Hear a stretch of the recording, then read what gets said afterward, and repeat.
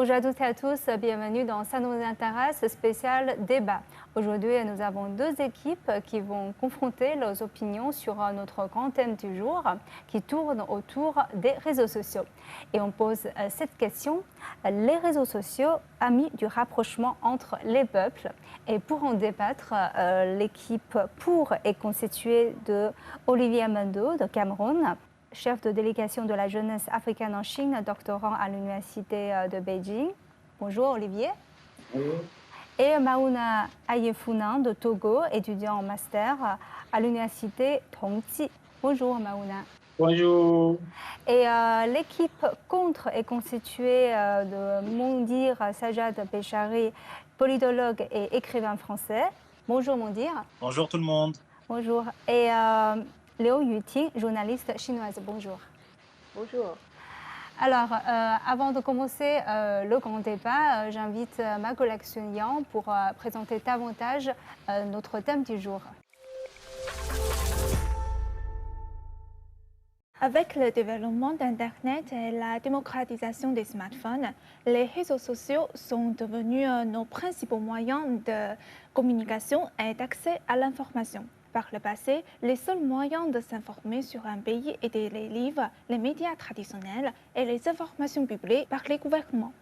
Mais aujourd'hui, grâce aux réseaux sociaux, il est possible d'échanger directement avec des internautes étrangers et d'en apprendre plus sur le quotidien, la gastronomie et la culture d'un pays à travers des vlogs. Les réseaux sociaux ont apporté au peuple de nouveaux moyens de se connaître et se comprendre mutuellement. Pourtant, les internautes peuvent publier n'importe quoi et bien souvent les informations partagées sont fragmentées. Il est difficile pour les utilisateurs de vérifier leur véracité. Les réseaux sociaux nous ont entraînés dans l'ère de post-vérité. Cela nous amène au thème du débat d'aujourd'hui, les réseaux sociaux, amis du rapprochement entre les peuples. Et maintenant, c'est le premier tour. Chacun a 2 minutes pour exprimer son point de vue essentiel. Et Olivier, je commence par vous. Ok, merci de m'avoir sur le plateau. Je vais commencer par dire que nous vivons de plus en plus digitalisés, où les réseaux sociaux prennent une place considérable et nous sommes déjà interrogés quant à leur effet sur les relations sociales. Alors pour ma part, les réseaux sociaux constituent un facteur de rapprochement entre les peuples. L'arrivée progressive des réseaux sociaux au sein de nos vies fut un réel bouleversement. Et grâce aux multiples appareils que nous avons aujourd'hui, il est maintenant possible de parler avec des personnes venant du monde entier, de renouer les liens avec les membres de sa famille ou encore de rencontrer de nouvelles personnes. Et dans un monde, si on regarde plusieurs années avant, dans un monde où la communication ne passait que par le réel ou en présentiel, les relations entre individus se concentraient seulement à notre entourage, proche géographiquement. Mais les réseaux sociaux ont donc permis la création de la communication virtuelle allant au-delà des frontières. Alors la digitalisation de notre quotidien a donc permis de créer de nouveaux liens entre individus, mais aussi entre les cultures des pays. Avant l'arrivée d'Internet et des réseaux sociaux, les mélanges culturels entre pays et continents, autres que par l'immigration, n'étaient pas courants. Mais nous avons aujourd'hui Facebook, Instagram, Twitter, qui ont complètement bouleversé nos habitudes et ont permis de découvrir des modes de vie très différents des nôtres. Alors, pour finir, je dirais, malgré que l'interaction virtuelle des réseaux sociaux n'est pas le même effet psychologique que l'interaction face à face, les réseaux sociaux nous aident tout de même à garder un lien social avec nos proches et par conséquent contribuent à notre bien-être. Merci beaucoup Olivier. C'est très respecté du temps.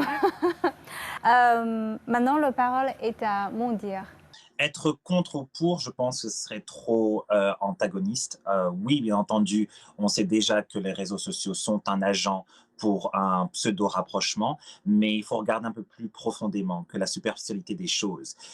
Avant tout, il faut regarder le fait que les réseaux sociaux est un nouveau phénomène. Et donc, si on regarde les choses à long terme, on ne sait pas encore réellement les conséquences. Mais ce qu'on sait, c'est que déjà aujourd'hui, les réseaux sociaux ont généré un nouveau phénomène, une nouvelle créature par rapport à notre rapport à la vérité. Ce que vous avez mentionné en tant que post-truth, ou la post-vérité, qui s'est avéré être parfois même beaucoup plus dangereuse que l'outil en lui-même. Lorsque l'outil de la communication devient une arme, alors là, les limites des réseaux sociaux se présentent. Et du coup, peut-être qu'il faudrait avoir un rapport beaucoup plus éduqué, beaucoup plus éclairé en rapport avec cet outil qui peut se transformer en arme. Et enfin, je dirais que tout cela dépend de qui utilise les réseaux. Si on parle d'un point de vue de pays en développement, on peut comprendre ce rapport un peu enthousiaste par rapport à cet outil. Mais si on regarde les choses d'un point de vue beaucoup plus global et beaucoup plus long terme et beaucoup plus politique, les réseaux sociaux sont avérés être un agent pour la non-vérité ou la fausse vérité ou la manipulation de la vérité. Mm. Alors, la parole est à vous maintenant, Mauna. OK, les réseaux sociaux vont et viennent dans le monde entier. Et donc, ils inculquent aux utilisateurs des cultures étrangères, des endroits étrangers, et permettent au peuple, aux individus de cultiver l'amour entre eux. C'est pourquoi cite l'internaute Sonia Lasseni. Je sais que vous voyez bien que les réseaux sociaux, c'est savoir s'aimer et se faire aimer. Les réseaux sociaux permettent aux individus, au peuple, de cultiver la solidarité pendant les moments, que ça soit pendant les moments difficiles ou pour les aides humanitaires. C'est pourquoi le journaliste Edith Bouquet à Yaoundé cite: les réseaux sociaux, ce sont un milieu très fréquenté où on aime dans les bons et les mauvais moments. Je sais que vous pouvez bien lire ça par vous-même. En dehors de ça, les réseaux sociaux, c'est un monde sans frontières, sans frontières d'âge, d'ethnie, de peuple, de nationalité. Ça nous donne la libre expression, nous fait ouvrir sur le monde entier. Merci pour le moment. Alors, Liu Yiting, c'est à vous. Ok, merci d'avoir partagé toutes ces idées. Oui, on peut considérer les réseaux sociaux comme un outil neutre de communication, mais n'oublions pas que derrière ces plateformes, ce sont des grandes compagnies d'Internet qui cherchent à maximiser leurs profits. Et ces compagnies s'efforcent en peu de temps d'acquérir le plus d'attention possible en profitant des contenus sensationnels. C'est ce qu'on appelle l'économie de l'attention.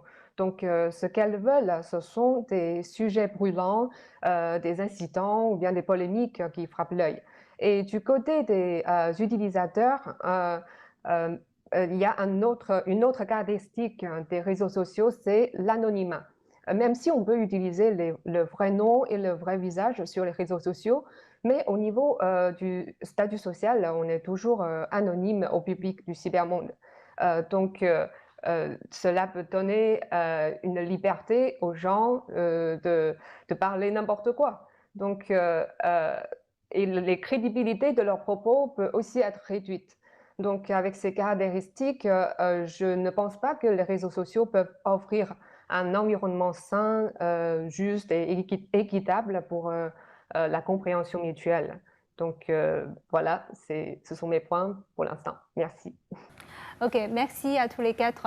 Alors maintenant, c'est le moment du débat libre. Alors, on va débattre un à un.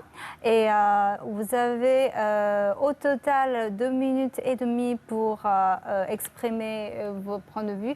Mais il faut faire attention à la répartition de votre temps pour ne pas les consommer en une seule fois. Voilà. Donc, on a procédé à un tirage au sort pour déterminer l'ordre et on va commencer par le couple Olivier et Yuting. Donc, c'est Olivier qui va prendre la parole d'abord.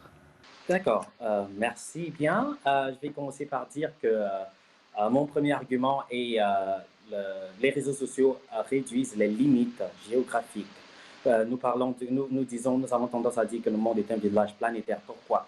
Parce que nonobstant la distance, nonobstant les défis auxquels on fait face, on peut toujours rester connecté. Je suis en Chine, par exemple, depuis 3 ans. J'étais incapable de rentrer au pays, mais je communique toujours avec. Donc, mon premier argument est celui selon lequel, à travers les réseaux sociaux, les personnes sont rapprochées. Oui, je comprends bien que les réseaux sociaux connectent tout le monde, mais tout le monde va se séparer en plusieurs camps.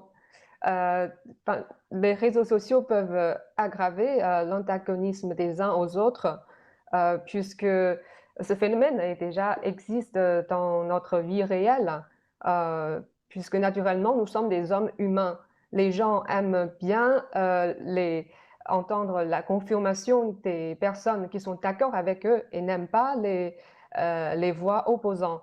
Et les réseaux sociaux, par les moyens de l'algorithme et de mégadonnées, nous fournissent les contenus homogènes qui renforcent ce genre de confirmation en soi-même. Vous avez peut-être rencontré des trolls sur Internet. Ces gens-là, ils ne sont pas là pour faire des amis, hein. Enfin, ils sont prétentieux, ils sont arrogants, ils veulent juste susciter des débats provocateurs. Donc, et les réseaux sociaux servent aussi d'amplificateurs de ces émotions, de ces mauvaises émotions, même nocives. Mais en même À temps, votre avis? oui, mais en même temps, si vous considérez le fait que tout doit être régulé, c'est vrai, il y a cet aspect, mais si tout est régulé, je pense qu'il n'y a pas de problème. Et surtout, n'oubliez pas, nous faisons face à la pandémie, par exemple, les crises d'envergure mondiale, par exemple. Comment est-ce que deux pays ou deux cultures ou deux continents vont continuer à communiquer, vont continuer à échanger? Parce que nous parlons de village planétaire. Regardons, peu importe si nous faisons face au Covid, peu importe si nous faisons face à la crise, à n'importe quelle crise qui nous empêche de nous déplacer, l'économie doit circuler, la communication doit continuer. Et c'est pour ça que les réseaux sociaux servent de pont. C'est-à-dire, quand nous sommes incapables de nous voir en présentiel, mais nous pouvons tout de même continuer à échanger. Et on parle d'exposition maintenant de culture. Voilà, si je me prête à vos mots, voilà, puisque les réseaux sociaux véhiculent des mauvaises informations et tout, donc du coup, je ne peux pas apprendre, par exemple, de la Chine ou alors de l'Asie, etc., moi étant en Afrique. Vous voyez un peu, je ne sais pas si vous comprenez un peu ce que je veux dire par là. Oui, oui, je vois. Vous pensez que les réseaux sociaux sont un véhicule, hein. Bien Voilà. sûr, nous pouvons acquérir plein d'informations sur les réseaux sociaux, mais les informations, ils sont neutres. Mais les émotions, elles ne sont pas neutres. Il y a des émotions, une bonnes émotions, une mauvaise émotion.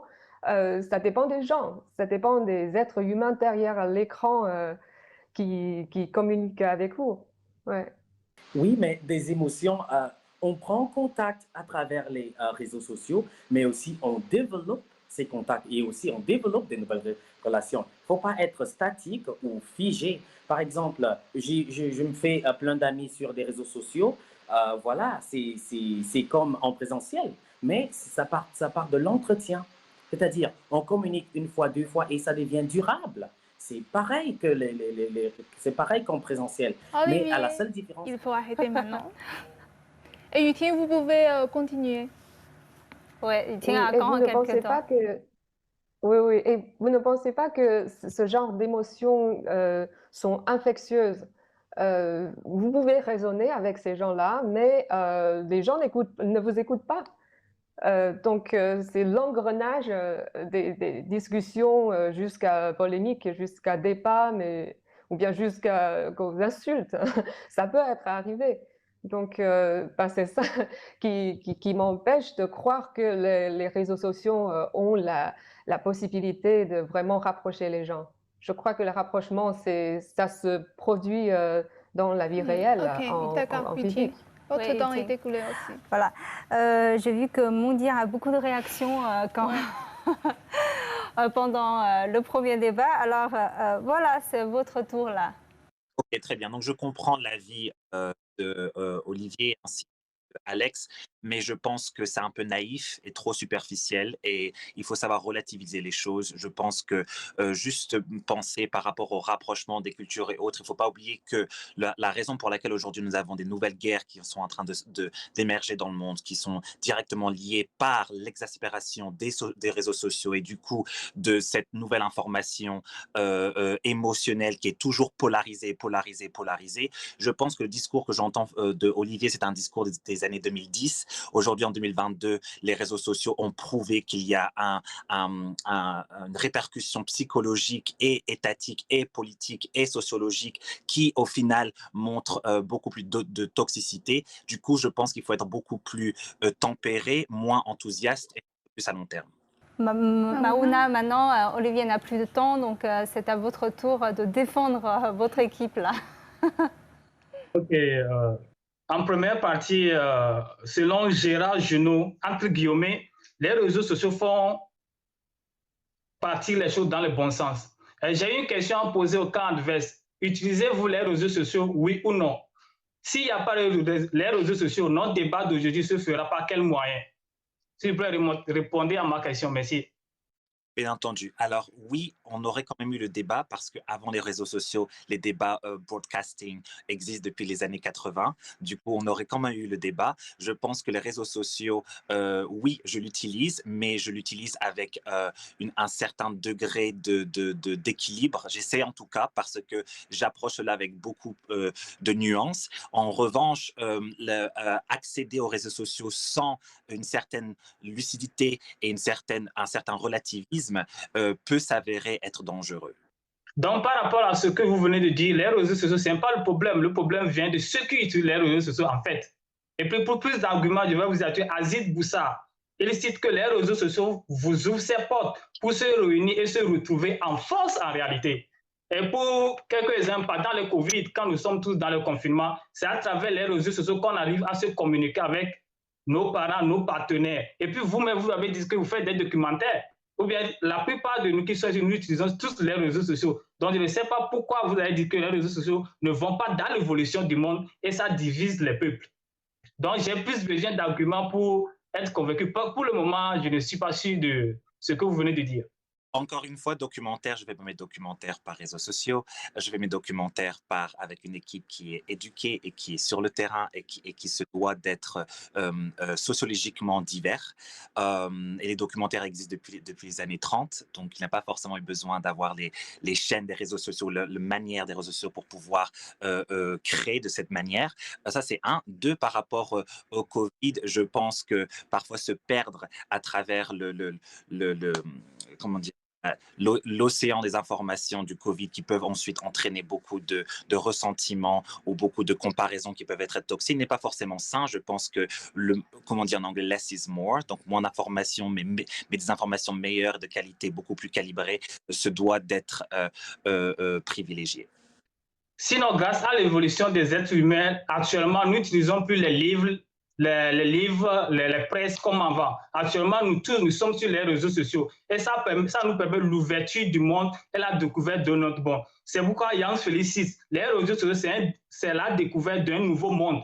Donc, par rapport au documentaire, nous sommes plus sur les réseaux sociaux que dans les livres actuellement.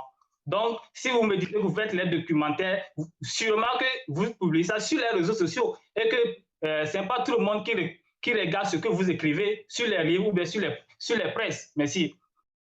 Oui, vous avez raison et c'est dommage parce que je pense que l'écriture reste noble et c'est beaucoup plus noble et que malheureusement, oui, je dois travailler énormément pour réussir à transférer mes lettres aux images, mais là est l'art. L'art n'est pas à la création visuelle. Désolé, il faut arrêter maintenant. Votre temps est écoulé. Et Maouna, vous avez encore du temps. Oui, si M. Moudi vient de dire que c'est dommage, ça veut dire que lui-même a du regret par rapport à ses idées et par rapport à leurs arguments. Ça veut dire que les réseaux sociaux vont dans le bon sens des êtres humains. Ça permet au peuple de se réunir, d'échanger des cultures, de faire des échanges diplomatiques et même ça permet de lutter contre le chômage. C'est ça que vous-même vous voulez dire parce que vous êtes un documentaire. Et puis la plupart de nous, s'il n'y a pas les réseaux sociaux aujourd'hui, notre débat d'aujourd'hui ne sera pas fait. Merci à tout le monde. Merci à tous.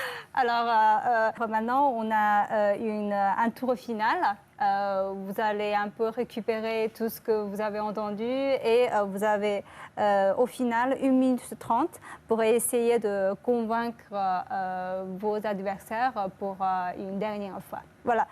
Et on commence par Yuting. Alors, je continue mon sujet du rapprochement entre les peuples. Et pour moi, c'est un rapprochement en physique, mais pas dans le monde de cybermonde. Bien sûr, vous pouvez utiliser les réseaux sociaux, s'immerger dans les réseaux sociaux, suivre des YouTubers ou des tweets pour avoir quelques impressions sur un pays et son peuple. Mais ce genre d'expérience est souvent fragmenté et instantané. Je me rappelle toujours l'un de mes voyages en France il y a 10 ans où j'ai fait de très bons amis là-bas et ce voyage m'a laissé un très bonne mémoire qui peut perpétuer. Et je me suis demandé, est-ce qu'on peut créer une relation amicale avec un étranger inconnu sur Internet comme ça? Je ne le crois pas. Et sur les réseaux sociaux, euh, il ne nous laisse pas beaucoup d'espace pour réfléchir. Donc, tout se passe très vite. Il faut choisir un camp très vite. Soit on est pour, soit on est contre. Donc, la zone grise, il n'existe pas. Donc, oui, donc c'est ce qu'on appelle, mais c'est surtout ces zones grises qui fait rapprocher les gens. Et c'est ce qu'on appelle la recherche des terrains d'entente. Et voilà, c'est tout. Merci. Merci beaucoup, Iti. Et alors, c'est le tour de Mauna. Oui, merci, Yutin. Par rapport à ce que vous voulez dire, vous voulez dire que ça ne serait pas possible de faire des amis par rapport aux réseaux sociaux. Moi, je peux vous affirmer actuellement que nous sommes des amis. Malgré qu'on ne s'est jamais vu dans la vie réelle, mais par rapport aux réseaux sociaux, aujourd'hui, on s'est rencontrés et on est en train d'échanger les idées. Imaginons qu'il n'y a pas les réseaux sociaux, c'est impossible. Et puis, vous avez quitté la France, ça fait un bail. Les amis que vous avez là-bas actuellement, c'est à travers les réseaux sociaux que vous arrivez à communiquer avec eux. Donc, vous ne pouvez pas me dire que c'est impossible que les réseaux sociaux ne réunissent pas les peuples et puis les divisent. Merci pour le moment. Maintenant, c'est le tour de Mondir. Vous êtes un peu coupé au dernier tour. Donc voilà, continuez. Encore 1 minute 30 pour convaincre. D'accord. Ok, donc déjà, premièrement, j'ai beaucoup apprécié ce que Yutin a dit. Oui, quand je parle de nuances, je parle de zone grise. Et pour revenir à ce que Alex disait, ce n'est pas forcément une question de quantité, mais de qualité. Et que oui, je suis d'accord avec Yutin, je ne pense pas que la connexion intrinsèque de l'autre se fait par quelque chose qui est virtuel et qui est un peu trop bref. Les réseaux sociaux, pour moi, c'est vraiment du fast-food de l'information, du fast-food du relationnel. Je voudrais croire que les peuvent se réunir derrière un message par téléphone, mais après, je pense aussi qu'on ne manque pas ce qu'on ne connaît pas et que parfois, savoir dégraisser les choses autour de nous pour se concentrer plus sur ce qui est en face et creuser davantage l'autre et peut-être beaucoup plus noble que emmagasiner et pêcher la quantité sur la qualité. Enfin, pour revenir une dernière chose sur les documentaires, avant n'importe quelle création, je fais un disclaimer que c'est toujours une interprétation des informations que j'ai dans mes mains, ne pas les prendre comme loi, mais prendre comme référence, comme une observation et non comme un savoir. Merci beaucoup, Mondir. Alors, Olivier, c'est à vous maintenant. Eh bien, voilà, moi je commencerai par dire que le rapprochement physique, c'est bien, mais il faut se mettre à jour parce que voilà, la nouvelle conjoncture actuelle nous pousse déjà vers le digital. Vous avez parlé vous étiez en France et tout, c'est vrai, parce que vous aviez les moyens, vous aviez le temps, vous aviez l'énergie, mais imaginez si tout le monde, il y a des gens qui n'ont pas ces moyens, qui n'ont pas ce temps, alors à travers les réseaux sociaux, j'ai la possibilité de voyager sans voyager. Je peux, à travers les réseaux sociaux, m'enquérir de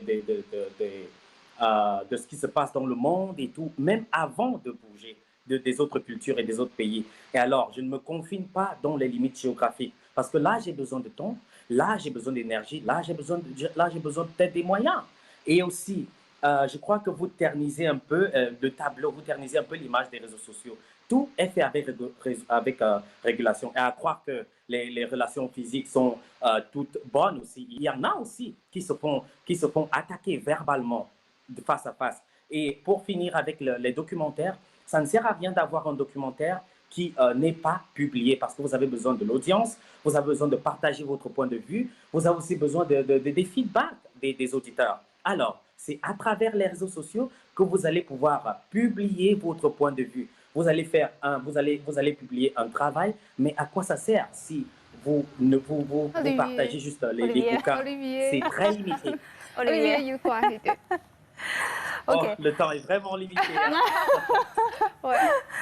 Bon, maintenant on a encore un peu de temps peut-être pour Ouais. vous exprimer parce Échanger un que peu. là on va échanger un peu. Est-ce que à un moment donné vous avez été convaincu par les arguments de la partie adverse? Enfin, quels sont vos avis par rapport à ce qui a été dit? Qui va prendre la parole?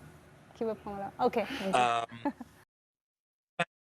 je dois être convaincu parce que je pense qu'ils ont fait plus un travail de définition. Donc, c'est plus du sens commun à expliquer ce qu'est les réseaux sociaux et ce que les réseaux produisent. Je pense que c'est juste common sense. Il n'y a pas forcément d'argumentation forcément convaincante. Je pense qu'encore une fois, il faut savoir séparer les choses et regarder les choses d'un point de vue à long terme et moins laisser l'émotion interpréter ce qu'on voit et avoir plus un esprit critique. Et je comprends bien sûr ce qu'ils veulent dire, mais je pense que l'histoire, surtout depuis Trump, depuis Brexit, depuis Russie, Ukraine, va directement à l'encontre de ce narratif. Et je pense que parfois, avant qu'on saute trop vite dans le train en fait de l'enthousiasme de ce qu'on voit, peut-être la substance reste plus importante. Apparemment, Mondir n'est pas n'a même convaincu, pas hein, convaincu par les autres. Ah, son adversaire. Ok. Peut-être Olivier ou Mauna. Oui, Olivier. C'est pas question d'enthousiasme, mais je me dis, j'ai pas été très convaincu par l'équipe adverse parce qu'ils essayaient un peu de ternir le tableau des réseaux sociaux. Si, par exemple, ils avaient fait preuve de relativiser un peu la chose, disant, voilà, les réseaux sociaux et tout, mais non, ils ternissent le tableau. Tout peut être régulé. Tout peut être régulé et c'est pas qu'on saute sur le train ou alors qu'on agit avec les émotions. C'est juste que la conjoncture actuelle, si je vous demande combien de personnes utilisent les réseaux sociaux, voilà, c'est tout. Alors pour ce pourcentage, comment est-ce qu'on peut s'adapter? Comment est-ce qu'on peut canaliser tout cela? Ça doit être régulé, mais on ne doit pas évincer l'importance des réseaux sociaux.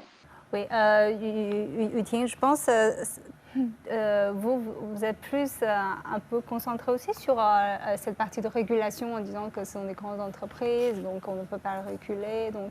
Mais de toute façon, est-ce que vous avez été à un moment donné convaincu par ton adversaire? Ben, j'admire beaucoup